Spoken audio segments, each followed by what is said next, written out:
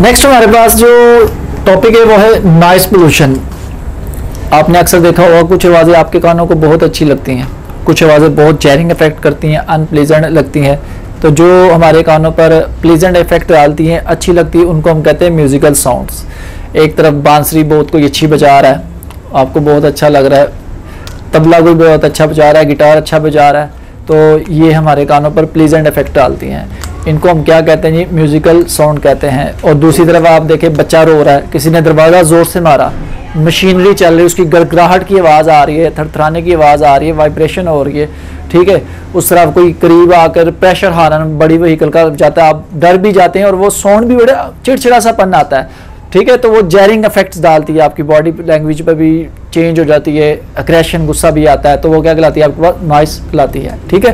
तो सबसे पहले हम दोनों में डिफरेंस देख लें कि the sound which cast pleasant effect on our ear क्या कहलाएगी, वो म्यूजिकल साउंड कहलाएगी। Sound of tabla, sound of guitar, sound of flute, sound of clarinet, ठीक है, अच्छे बजाने वाले हों, ये भी ज़रूरी है, तो वो प्लेजेंट इफेक्ट डालती है। The sound which has jarring कराहत वाला, अनप्लीजेंट नाखुशगवार effect on our ear are called क्या कहते हैं, उसको नॉइस कहते हैं। तो नॉइस में मैंने आपको बता दिया, बच्चे के रोने की आवाज़, मशीनों के थरथराने की आवाज़, vibration of heavy machinery, pressure horn, ठीक है, ये क्या करता है, आपके पास जैरिंग इफेक्ट करता है, तो ये आपके पास क्या कहलाएगा जी, नॉइस कहलाएगा। अब आ गया जी नॉइस पोल्यूशन, जिसका मेन टॉपिक है। नॉइस पोल्यूशन जो सी है ना हमारे पास, ये अब आम हो चुकी हुई है।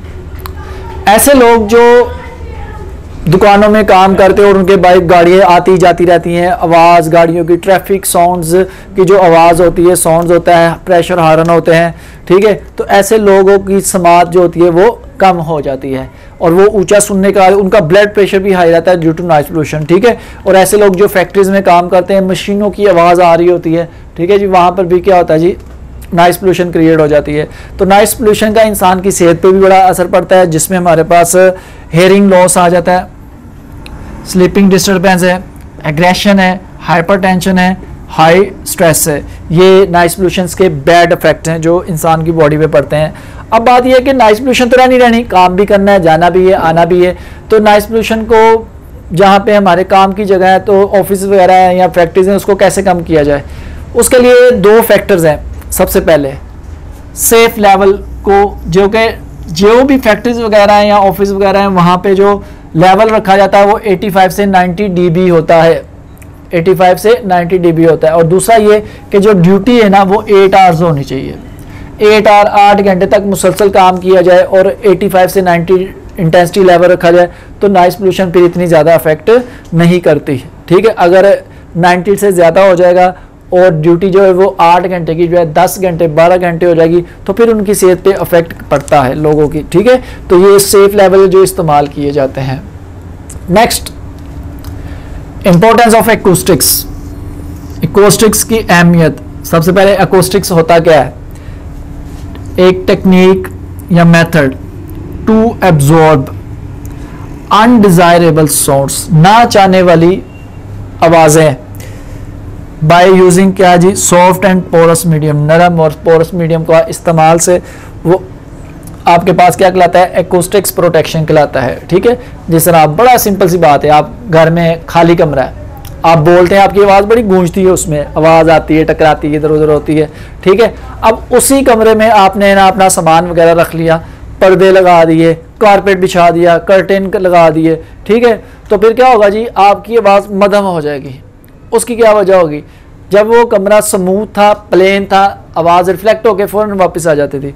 जब वो कमरा क्या होगा जी, आपने पर्दे वगैरह या जो भी लगा देंगे, आवाज़ आपकी रिफ्लेक्ट होकर वापस तो आएगी, लेकिन उस इंटेंसिटी से नहीं आएगी, क्योंकि कुछ आपकी जो साउंड है वो एब्जॉर्ब हो जाएगी कारपेट में, पर्दों में, दूसरी चीज़ों में, जिससे आवाज़ का लेवल क्या होगा, वो डाउन हो जाएगा, ठीक है।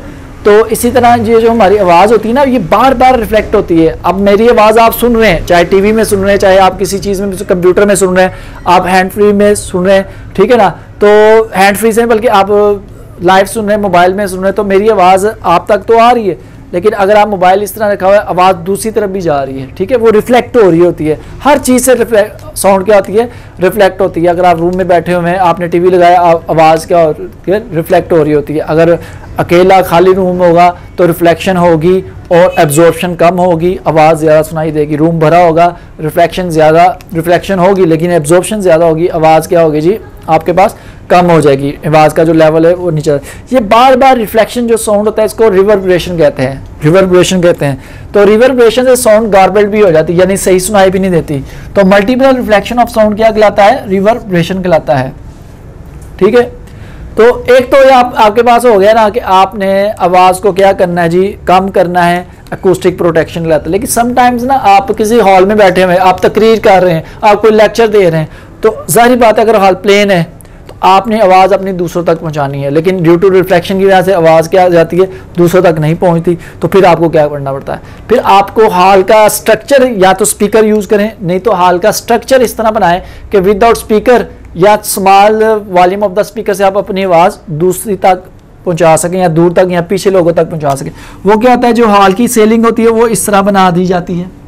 इससे क्या होता है, साउंड रिफ्लेक्ट होकर या इधर आपसे इधर से वो रिफ्लेक्ट होकर दूर तक या पीछे लोगों तक चली जाती है। एक ये है।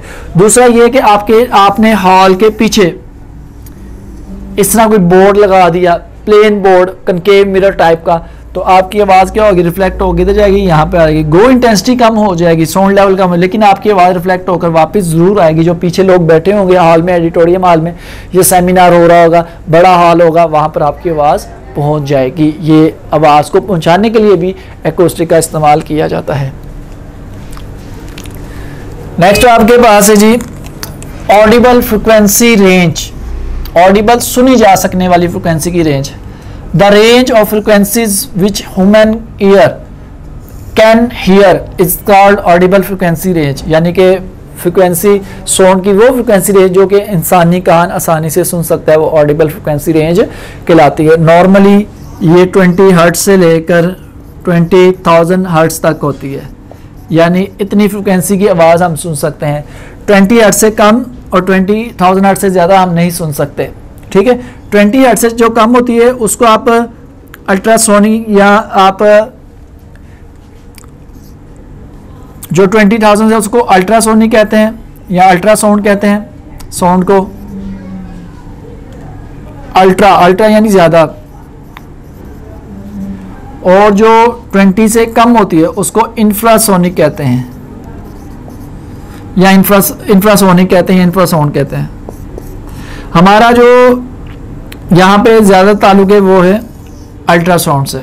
ठीक है, इस यानी कि आपके टॉपिक में अल्ट्रासाउंड की है। तो अल्ट्रासाउंड कौन सी आवाज़ होती है, जो 20,000 से ज़्यादा होती है। अगला टॉपिक भी हमारा यही है, अल्ट्रासाउंड या अल्ट्रासोनिक। अब क्या होता है, sounds of frequency higher than या greater than 20,000 hertz and inaudible, ना सुनी जा सकने वाली, for human ear are called ultrasound या अल्ट्रासोनिक। उसको आप अल्ट्रासाउंड या अल्ट्रासोनिक कहते हैं। ठीक है, तो ये तो हो गया ना। अब जारी बात है कि इनकी फ्रिक्वेंसी ज़्यादा है।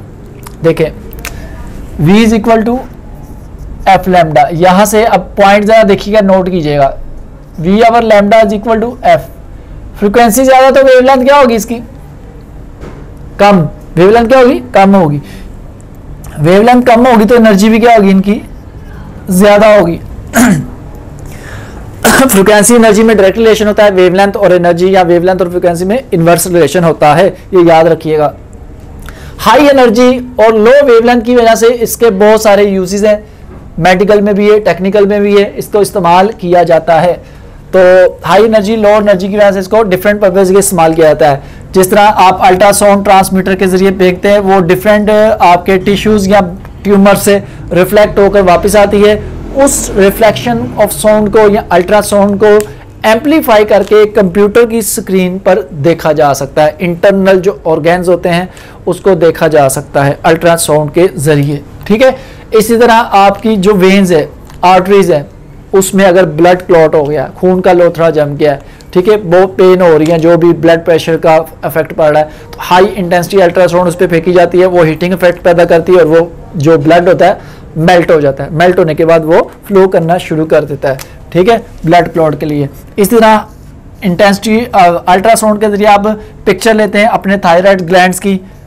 फिर अल्ट्रासाउंड से आप एक तकनीक इस्तेमाल करते हैं जो कहते हैं सोनार। सोनार तकनीक क्या होती है, ये डेप्थ ऑफ ओशन या रिवर को फाइंड करने के लिए इस्तेमाल की जाती है। इसी तरह ये चीज़ों के ऑब्जेक्ट और शेप को भी इस्तेमाल करने के लिए इस्तेमाल की जाती है।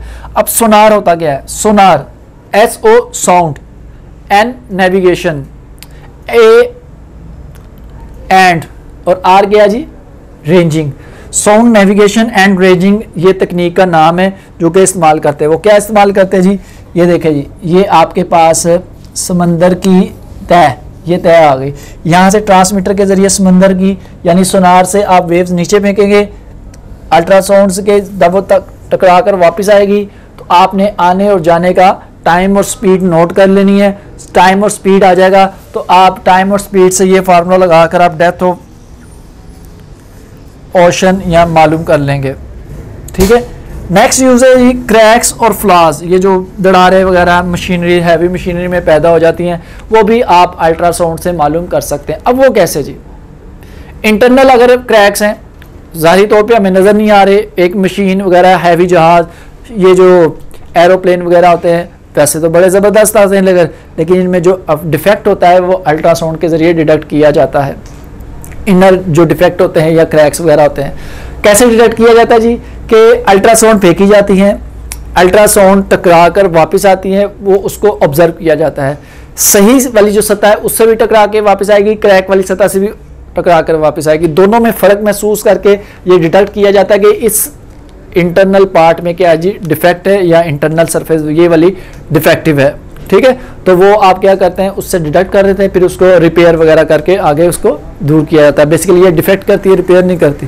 ठीक है जी, तो नेक्स्ट आपके पास हाई इंटेंसिटी अल्ट्रासाउंड जो होती है, उससे आप जर्म्स और बैक्टीरिया इन लिक्विड को डिस्ट्रॉय करने के लिए, ख़त्म करने के लिए इस्तेमाल करते हैं, डिस्ट्रॉय करने के लिए। तो ये यूजेस थे अल्ट्रासाउंड के। डेफिनेशन के बाद ये अल्ट्रासाउंड का यूजेस, ये भी बड़ा इंपॉर्टेंट टॉपिक है।